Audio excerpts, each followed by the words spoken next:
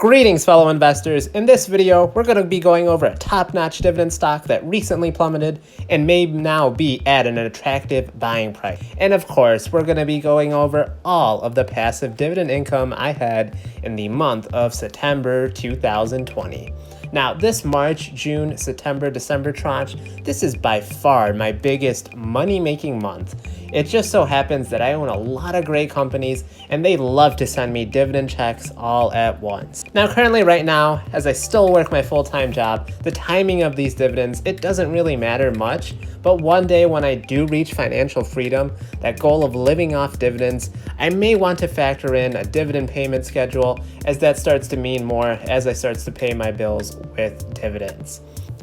Every dividend, every day that goes by being invested, that gets us one step closer to reaching our financial goals and dreams. And I document all that here on YouTube as it happens. So be sure to join that journey by hitting that subscribe button and supporting the channel by pressing that blue like button. Guys, we don't get the same traction in the YouTube algorithm as a Meet Kevin or Graham Stephan does, so be sure to help me out, and that really encourages me to make more videos. So how do I keep getting these companies to send me money every single quarter? It's simple. I do all the upfront research to see if a company is worth owning, and then I invest my hard-earned money into shares of the company.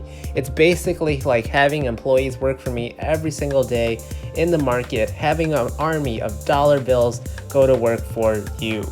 So if a company does well, they will pay me a portion of their earnings in the form of dividends, but I also want to make sure I'm buying these companies at good prices, so when a great company sinks after a bad earnings report, that might be a chance to pounce on it. So we had plenty of companies have bad earnings today, and as a result, the market really tanked, as well as because of the C19. But guys, the short-term pain, that doesn't really matter much because dividends are forever. One such company that's been having a rough couple weeks here is the railroad giant Union Pacific. This is one that I wanted to talk about here. So it had a very significant sell-off when the company reported lower than expected earnings. Union Pacific de facto has been hurt by C19 due to lower transportation volume on their goods. This includes on grains, fertilizers, and other food shipments. Their industrial segments was down 16%. And automotive shipments were down 9%. So yes, in the short term, UNP may be getting hurt here. But the way that I look at it is its volume for transportation is going to eventually recover, and UNP will be right there to benefit from it. It's a very cyclical company in nature, but I definitely believe that it will recover. So while the markets may have done a big sell-off to short-term news here, a long-term investor like myself sees this as a great buy the dip opportunity. But remember, just because a stock has a sell-off doesn't exactly mean that it's now cheap. UMP currently has a 22 PE ratio, which is considerably higher than what it is traded at historically. The PE ratio is calculated by taking the share price divided by the most recent per share number. UNP is the largest railroad operator on the stock market after BNSF Railway was bought outright by the greatest investor of all time, Warren Buffett, and his Berkshire Hathaway holding company. These two railroad companies have basically a duopoly on the western freight lines across the US. Warren Buffett loves having companies that have economic moats, which is a distinctive advantage a company has over its competitors, which allows itself to protect its market share and profitability. This makes it much harder for another company to come and operate a similar business. The company was founded all the way back in 1862, meaning they got land rights at a significantly cheaper price than today, well, because not as many people were already settled there. Well, not exactly. This poses a significant barrier of entry for another company to just come in and start building and maintaining railroads, as that would require a lot of capital.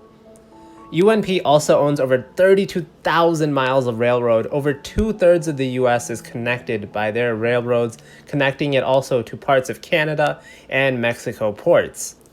Its dividend growth is off the rails as well. I'll hold here for the applause. It has a 10-year CAGR, or compound annual growth rate, of 21%. Its dividend has grown almost 6 times what it was just 10 years ago. And it still has a very healthy PE ratio of 48%. To make it even better, they have significantly outpaced the S&P 500 over the past decade. I mean, this is exactly why I like picking individual stocks, because I get to choose the ones that not only pay me big dividends, but have also shown that they can beat the S&P 500. The best of both worlds. UNP has consistently been putting dividend income into my pockets and into investors' pockets for decades without interruption. Let's keep it up here. Looking ahead, the company is also planning on restarting its share repurchase program. Now, if done correctly and responsibly, this means the company will reduce the amount of shares outstanding. Alright guys, now let's go over the reason why you clicked on this video, and that's to go over my September dividends. In September 2020, I had 26 different companies / ETFs pay me. That's some great insurance if I ever got laid off work. But let's work on getting these dividends bigger first. So the first one to actually pay me was the stock that is Pfizer, who are currently working on that C-19 vaccine. Let's hope they get it here soon, guys, so life can finally return back to normal. So at the time, I owned 13 shares for a total of $4.94. Then we got Visa, which recently announced a dividend increase, and the stock has recently plummeted a little bit too. I'm definitely going to get my hands on more Visa. So at the time, I owned 8 shares. Next time I get paid by Visa, it's going to be a lot larger dividend, but right now it's 30 cents a share for a total of $2.40. Then when we continue on here, we see QYLD was actually part of that August tranche. So the next two here, DHT and QYLD, were actually part of the August tranche. Honeywell, one of my favorite stocks here, owned 6.02 shares at the time. They paid 90 cents a share. They also recently raised their dividend not too long ago, so that will be higher next time. And they paid out a total of $5.43. And then we got the utilities company Southern here. So Southern paid me 64 cents per share. I owned 11 shares of this utility giant, and I got paid a total of $7.04. So guys, these dividend payments, they're not too big, but once you get a whole lot of them, they really do start to snowball here. So we got another pharmaceutical company here in Johnson & Johnson, big healthcare company. Only owned 4 shares at the time. I own a few more shares now. Trying to get this one up to $1,000 in equity before the year ends. A super safe dividend stock here, Johnson & Johnson. Can't get much better than that. So I owned 4 shares, $1.01 per share for a total of $4.04. Then we got another great provider of the materials used in semiconductors, and that is Applied Materials. So 18 shares, they pay out 22 cents per share for a total of just under $4. And then when we continue on here, we got ExxonMobil. These dividend payments are almost big enough to buy a full share of ExxonMobil. That has more to do with the share price just falling so much than it does the company just doing a great job and paying out dividends here. So at the time, I only owned 7.12. They paid out 87 cents per share for a total of $6.20. So it'll be very interesting to see if Exxon can continue their dividend aristocrat streak of consecutive years with a dividend increase. My prediction is that they're going to raise it by a whole penny. So another great thing an investor can do is to be sure to hit that like button, guys, if you haven't already, and subscribe to the channel. And then when we continue on here, we got Otter Tails. Only owned 1 share. This is just one of the first stocks that I bought, so I just keep it here for sentimental value at this point. 37 cents a share for a total of 38 cents. So we got Microsoft here. Just another great earnings report that they recently announced here. So 11 shares, 51 cents per share, $5.61. Then we got another diversified industrial company similar to Honeywell and 3M. I owned 7 shares at the time. They pay out $1.47 for a total of $10.29. So it's really nice to see some of these companies have now paid me in double digits. Just remember, it was like yesterday when I was getting really excited about even just getting any sort of dividend. So to now reach the double digits, only a matter of time before I reach the triple digits in some of these stocks as well, but still probably a far way out. 3M also a dividend king. Then we have Reality Income. Okay, just kidding, guys. It's Real T Income. So got 13.14 shares. They paid out 23.35 cents per share, slowly raising that dividend every single month for a total of $3.07, which is really cool because it goes in and repurchases itself every single month. And I personally don't own any real estate, so it's nice to have a little bit of real estate exposure here as well. Then we got another real estate company, fast food giant McDonald's. Owned 6 shares at the time, $1.25, for a total of $7.50, guys. McDonald's has done a very good job of staying open and producing results during this pandemic. Then we have railroad stock, CSX, actually sold out of this position. So last time ever that I will be receiving dividends from them. They paid out a whole 26 cents per share. The dividend yield was just way too low on this company, and they also just weren't performing up to my standards. So just thought it was best to reinvest that money elsewhere. So not really regretting that one at all here. Duke still in talks, as last time I checked, of being acquired by NextEra Energy. So I'm not sure where that's going to go, but I know the share price has definitely still been skyrocketing because of that. So at the time I owned 13.10 shares of Duke.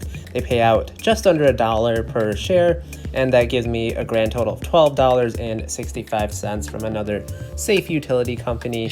Then we got Prudential Financial. This one has a huge, gigantic dividend yield. But doing most of my research, I can tell you that the dividend is most likely safe, and they're just going to continue to pay out this large dividend here. So $1.10 per share, 9 shares that I own for a total of just over $10. Then when we keep going on here, guys, we got Waste Management. So I try to get really diversified in the companies that I own. Try not to have it be too much weighted in one particular sector. Waste Management, stock that I feel like we're always going to need somebody to pick up our trash. So Waste Management, pretty big on where I live here. So 8 shares and 54.5 cents per share for a total of $4.36. Then we got the Shell RDSB here, which has just absolutely collapsed in share price, but at least they're minorly making up for it in dividends. So at the time I only owned 9 shares, and they paid out 32 cents per share, which is 1/3 of what they used to pay out when I first bought it. So that's quite the tough pill to swallow there, but $2.88 still has a pretty high dividend yield, and they only seem to continue to go down in share price. I recently bought 5 more shares of them, so up to 14 shares, speculating that oil will eventually bounce back and recover here at some point or the other. Then we got UNH, a juggernaut of a company here. So 5 shares, $1.25. This company's dividend growth rate is just off the charts, guys, or off the rails, I should say. The rate that this company is increasing their dividend is just amazing, and their share price also goes up. Just one of my favorite dividend stocks out there, growth stocks. This stock just continues to impress me, guys, here. All right, moving on, we got the data center REIT Equinix here, 2 shares for $2.66 per share. So the total there is $5.32. And we have NVIDIA, not much of a dividend from them, just 16 cents per share, times the 5.19 that I own, for a total of just under even $1.83 from NVIDIA. And we got Bank of America, another reliable bank stock, 34 shares, amount per share is 18 cents, so $6.12. That still beats putting your money in Bank of America checking account and getting basically next to nothing in interest. Then we got the Real QYLD dividend for the month of September. That's $13.18. A huge dividend yield from this ETF, Global X NASDAQ 100 covered calls ETF, basically doing a covered call strategy. I own 62 shares and do plan on getting this one to 100 shares, hopefully by the end of the year. The time they paid out 21.1 cents per share. Then the stock that we just talked about here, Union Pacific, 5 shares for a total of $4.85. The supposedly low volatility, high dividend ETF in power shares, S&P 500, SPHD. So they pay out just under 15 cents a share, and I got 90 cents from them. So guys, in September of 2020, I had 26 different companies / ETFs pay me for a grand total of $138.43. That represents a 251% increase year over year from September 2019, when I only made $39.47. And if you guys really want some motivation, in 2018, my rookie year of investing, I only made $85 for the entire year. I'm now making more in 1 month than I did my entire rookie year of investing. Another piece of motivation, guys, if that wasn't mind-blowing enough. I made more in the last 3 months of investing from dividends than I did in all of 2019, which was my sophomore year investing, or $268. This is absolutely crazy, guys. I could have never have imagined growth like this, and it has me really, really excited for 2021. I mean, we can never predict the wild swings or unrealized gains and losses that may happen, but dividends, guys, these are a sure bet. Now, I know $138 isn't a lot. I can make more money going to the bathroom at work, but at the end of the day, it's money that I didn't have to lift a finger for. It's totally passive income, the best kind of income, and it also gets me favorable tax rates, unlike money you have at your 9 to 5, which gets taxed at higher rates.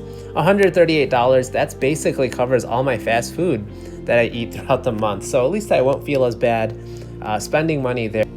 But if only I didn't feel the same shame when stepping on a scale. For the year now, I have earned a total of $567.64. At this time last year, I had just made just over $176. Hope I was able to motivate you guys here with my dividends, and as I continue to do the series and we continue to see increases in the amount of dividends that I get every month, be sure to continue to hit that like button and subscribe to the channel to continue to show your support. So you can see here, my Robinhood account basically closed at this point. They've been doing basically what they call sweeps, where they will take all the dividends that you receive and transfer it to the brokerage that you're moving it into. So I made a video about why I was leaving Robinhood and I'm moving into Fidelity. So they transferred all my positions and all the cash that I had sitting there. They'll continue to do these little sweeps here. So this $13.61 is really a QYLD dividend I got. So once they do the next sweep, this $13 will move on to my Fidelity account. I can't manually transfer it. My account is basically locked at this point. All right, guys, that's going to do it for the video. Be sure to let me know in the comments what you're thinking, how many dividends you received this month, and what your biggest tranche is, and what your biggest company that paid you dividends was too. I think that would be pretty interesting. In terms of ETF, I think QYLD paid me the most, but actual company, I think 3M paid me the most. So be sure to let me know in the comments, and I'll catch you guys next time.